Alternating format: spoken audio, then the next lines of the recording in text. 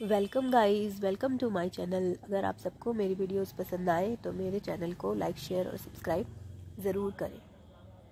38 question है, metallic silos are used by farmers for storing grains. Metallic silos की बात हो रही है जो फार्मर के द्वारा ग्रेन्स को स्टोर करने के लिए यूज़ किए जाते हैं। Farmer Girdhar has decided to build a new metallic silo to store his harvested grains. कोई फार्मर है, तो ये सब अभी हमारे पॉइंट की बात नहीं है। ये अभी आगे देखते हैं क्या क्वेश्चन है। मेटालिक सिलोस के बारे में बस बात हुई। It is in the shape of cylinder mounted by a cone. ये है पॉइंट की बात कि इसकी शेप क्या है। सिलेंडर माउंटेड बाय अ कोन मतलब सिलेंडर के ऊपर एक कोन को माउंट किया गया है। तो डायमेंशंस दे रखी है। Dimensions of the conical part of a silo is as follows. Conical जो पार्ट है उसकी है dimensions, base 1.5, radius of base और हाइट 2 मीटर। और जो सिलेंड्रिकल पार्ट है उसकी डायमेंशंस है रेडियस 1.5 और हाइट 7 मीटर। तो डायग्राम एक बार ड्रॉ कर लेते हैं। Let this be cylindrical part.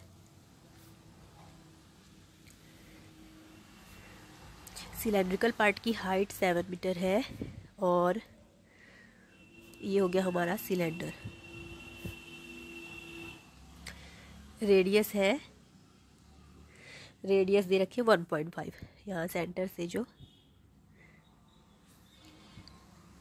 और conical part, let this be कोन।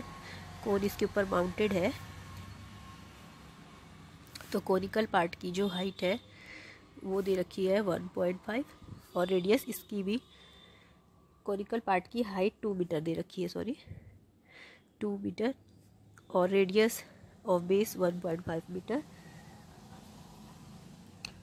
और ये 1.5 सेम है मीटर। ये डायग्राम बन गया। अब हमें questions on the basis of the above information answer the following questions. First question है, calculate the slant height of the conical part of 1 silo. Slant height conical part की find out करनी है।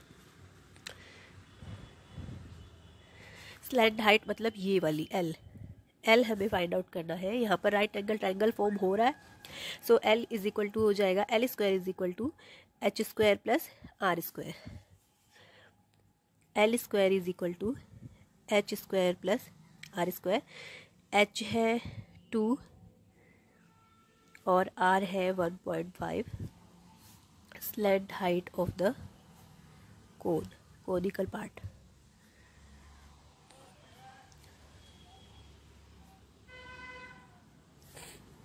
is equal to 4 plus 2.25, that is equal to 6.25 L square। So L हमारा हो जाएगा root of 6.25 जो कि आ जाएगी 2.5। प्लस माइनस आएगा लेकिन माइनस में नहीं होगी स्लैंट हाइट, इसलिए 2.5 मीटर। फर्स्ट पार्ट सॉल्व हो गया।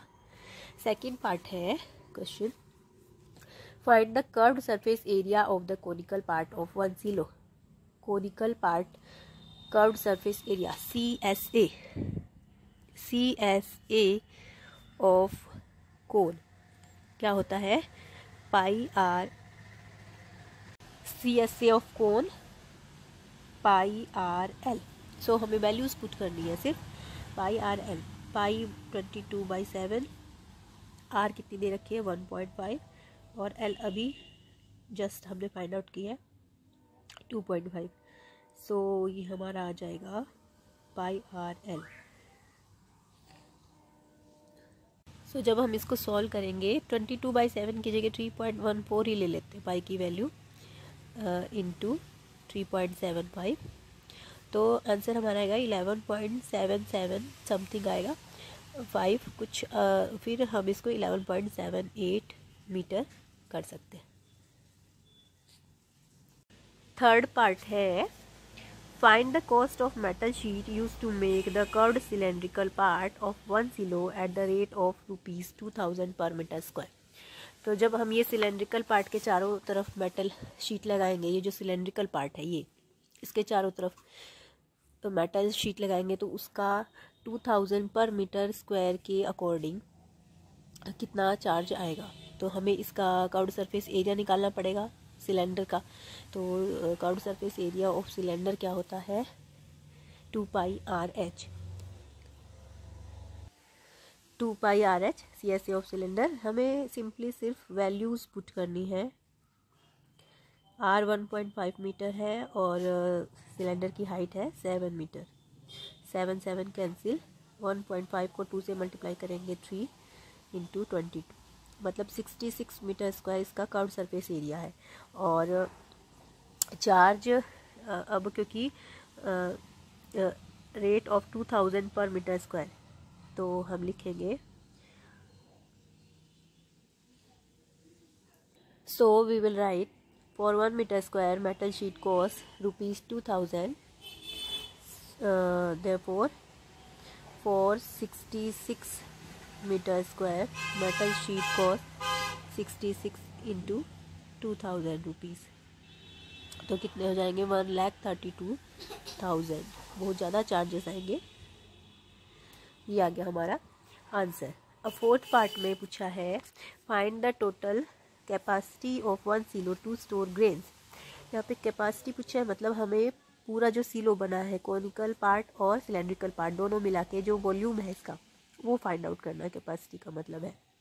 तो यहीं पे फाइंड आउट कर देते हैं। ये कॉनिकल पार्ट है, इसका वॉल्यूम, और सिलेंड्रिकल पार्ट का volume.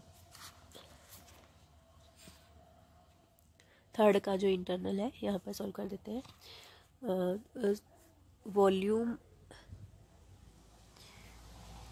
Of conical part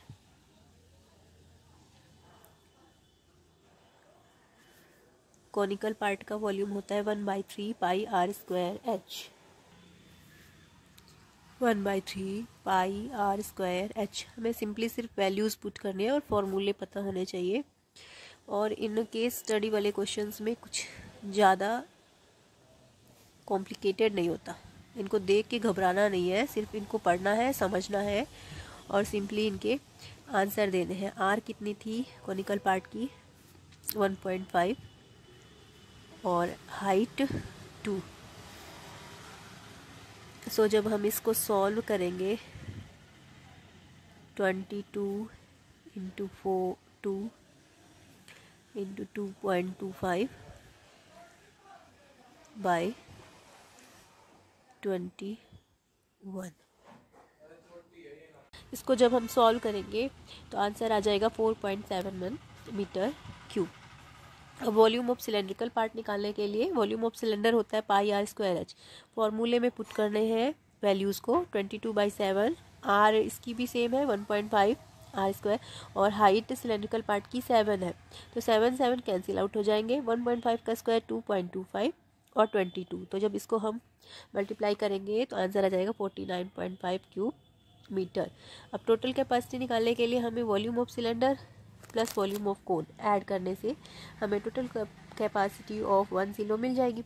so total capacity is equal to 4.71 जो कि कोन की थी कैपेसिटी और 49.5 सिलेंड्रिकल पार्ट की थी।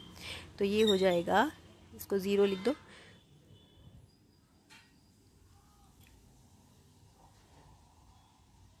54.21 cube metre total capacity of 1 silo. So ये हो गया स्टैंडर्ड पेपर सॉल्व। तो ये सारे क्वेश्चंस देख के बच्चों ये पता चल रहा है कि जो बच्चे एनसीईआरटी की बुक की पूरी बेसिक थ्योरी और एग्जाम्पल्स क्वेश्चंस अच्छे से कर लेंगे वो पूरे क्वेश्चन को सॉल्व कर सकते हैं। और एक्स्ट्रा बुक्स भी आप रीड कर सकते हो, लेकिन एनसीईआरटी के कॉन्सेप्ट्स और थ्योरम्स और एग्जाम्पल्स आपके पूरे अच्छी तरह से क्लियर होने चाहिए। सैम्पल पेपर की मदद ले सकते हो आप, क्वेश्चन बैंक से पढ़ सकते हो, एक्स्ट्रा बुक्स जो चाहे पढ़ सकते हैं, लेकिन मेरा कहना ये है कि आप एनसीईआरटी की बुक को बहुत ही अच्छे से कंप्लीट करके रखिए। Thank you.